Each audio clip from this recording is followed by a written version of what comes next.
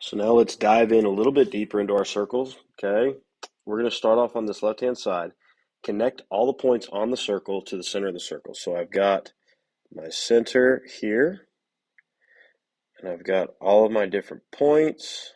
So we've got AO, we've got BO, we've got CO, we've got DO.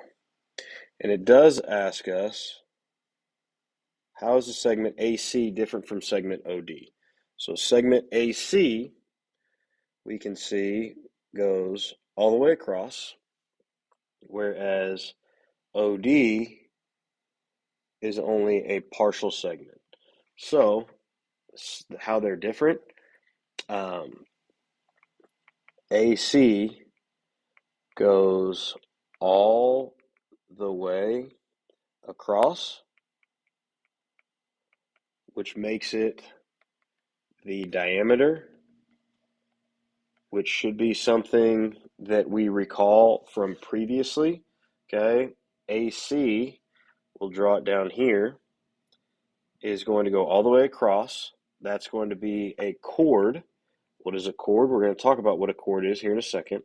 Okay, a chord is a line segment with each endpoint on the circle. So AC and BC are both considered chords because B and D are on the circle, A and C are on the circle. So all we're doing is connecting different points on the circle with our chord.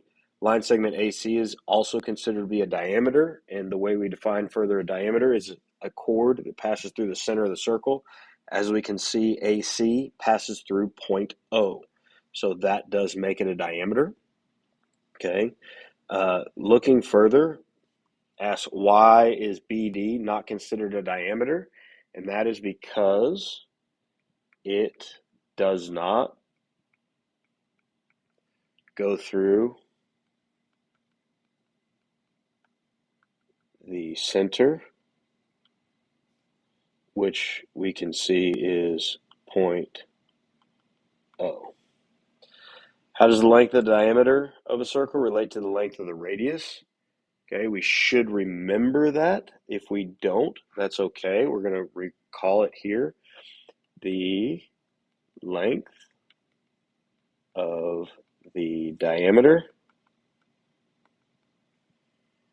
is 2 times or twice the length of a radius.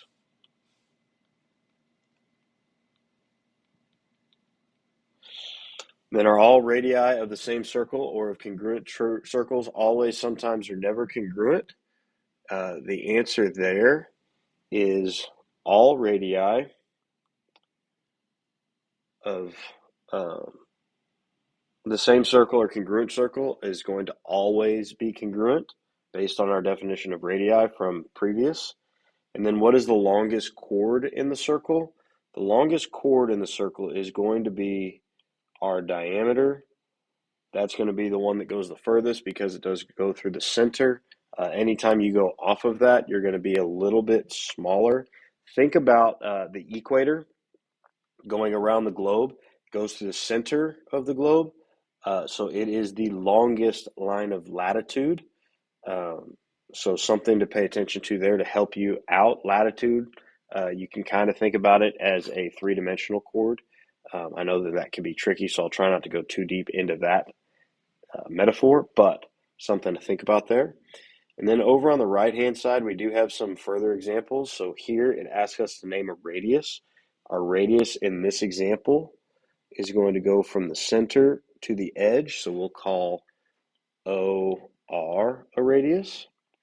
Our diameter is going to go through the center of the circle from one edge to another, so that will be CI. Make that look a little bit nicer.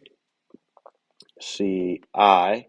And then a chord, okay, we're going to go on ahead and use these 2 points right here, CR, and connect those for our chord.